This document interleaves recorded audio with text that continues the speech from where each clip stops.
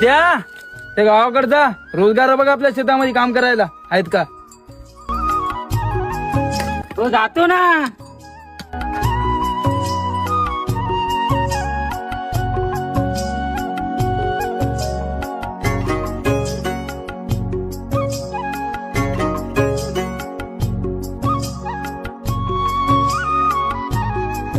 तो काका कामाला येता का शेतात?